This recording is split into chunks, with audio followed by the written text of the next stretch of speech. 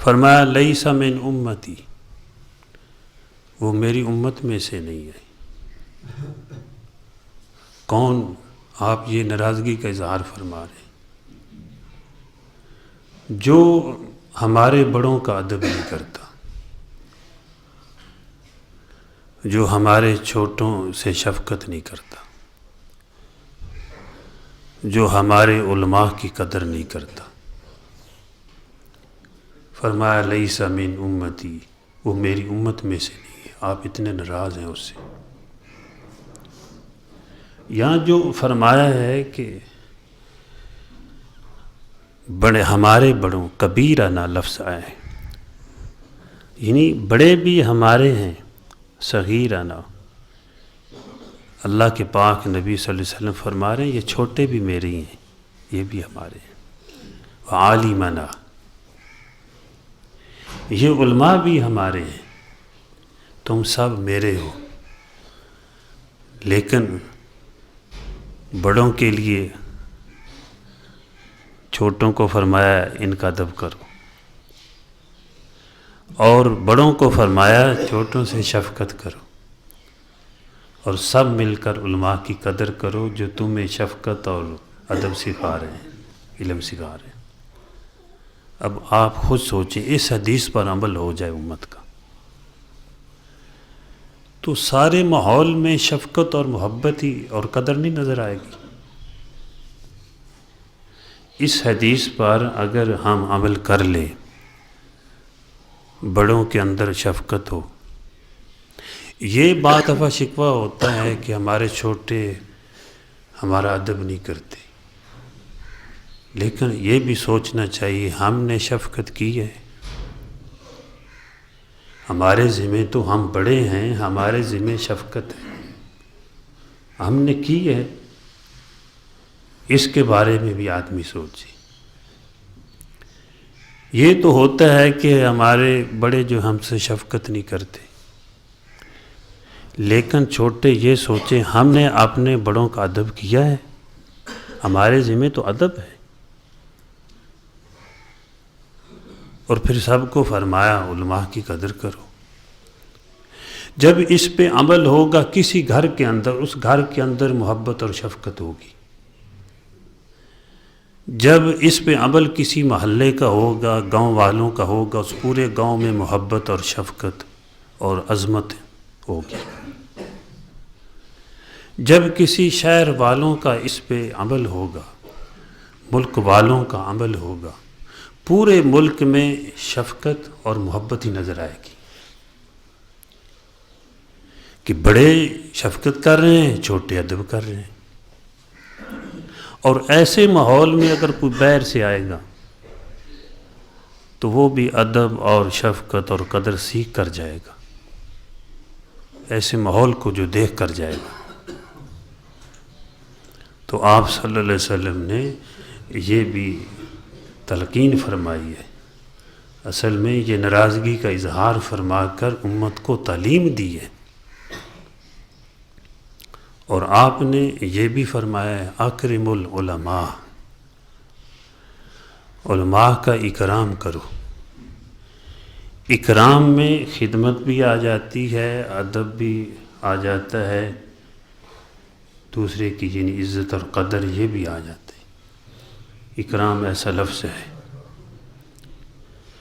اکرم العلماء، آگے پھر ان کی شان بیان فرمائی، فَإِنَّهُمْ وَرَثَةُ الْأَنْبِيَاءِ، یہ انبیاء کے وارث ہیں، یہ عام لوگ نہیں ہیں۔ حضور صلی اللہ علیہ وسلم آگے امت کو ذرا اور سمجھا رہے ہیں کہ یہ انبیاء کے وارث ہیں، اور فرمایا فمن اکرم فقد اکرم اللہ ورسولہ، کہ جس نے ان کا اکرام کیا اس نے در حقیقت گویا کہ اللہ اور اس کے رسول کا اکرام کیا۔ حضور صلی اللہ علیہ وسلم یہ فرما رہے ہیں۔ اور پھر یہ کیسے حاصل ہوگا؟ کہ ہم بڑوں کا ادب کرنے والے بن جائیں، چھوٹوں سے شفقت کرنے والے بن جائیں، اور علماء کی قدر کرنے والے بن جائیں. بھائی یہ ماحول سے حاصل ہوگا. بعض دفعہ میں چھوٹے شاگرد ہیں یا بچے ہیں تو میں کہہ دیتا ہوں بھائی اگلے دن وہ کہہ رہا تھا کہ بھائی آصف صاحب آپ کا کیا حال ہے؟ تو وہ کہہ رہے ہیں جی صاحب نہ کہو، بس ویسی آج سے بھی کافی ہے. میں نے کہا بھائی یار ذہن میں آیا ہے تو کیا جاتا ہے، اپنے بچوں کو بھی کہہ سکتے ہو. شفقت تو ہونی چاہیے نا. اور ہم نے جو ہمارے ذمہ تھا ہم نے کر دیا، اگر بچے ادب نہیں کریں گے پھر ان کا قصور ہے. لیکن انشاءاللہ مجھے اللہ کی امید ہے کہ چھوٹے ادب کریں گے، اور جب چھوٹے بڑوں کا ہاتھ پکڑیں گے اور ان سے ادب کا جو ادب ہے ان کا کریں گے، ان کے سامنے بچھتے چلے جائیں گے، تو ان کی جیب میں بھی جو کچھ ہوگا نکال کے رکھ دیں گے. ہے کہ نہیں بھائی؟ یار یہ بڑے ایسے ہوتے ہیں والدین ملک چھوڑ دیتے ہیں اولاد کے لیے، کما کر ہم بھیجیں ان کو. ہے نہیں ایسا؟ جب چھوٹے ادب کریں گے تو انشاءاللہ اگر جیب میں کچھ ہوگا دیں گے. اور محبت جو ہے وہ آداب محبت خود سکھا دے گی. اللہ ہمیں عمل کی توفیق عطا فرمائے. ایک بزرگ محدث تھے، کہیں جا رہے تھے، راستے میں دیکھے کہ ایک بڑے میاں کہیں جا رہے ہیں، لاٹھی پکڑی ہوئی ہے. وہ گھوڑے پر تھے، شاہانہ سواری پہ بیٹھے ہوئے تھے. اس دور کے اندر وہ نیچے اترے، جا کر سلام کیا اور تھوڑی دیر ساتھ چلتے رہے. جب انہوں نے اپنا راستہ تبدیل کر لیا تو وہ آگے چلے گئے، پھر گھوڑے پہ بیٹھے.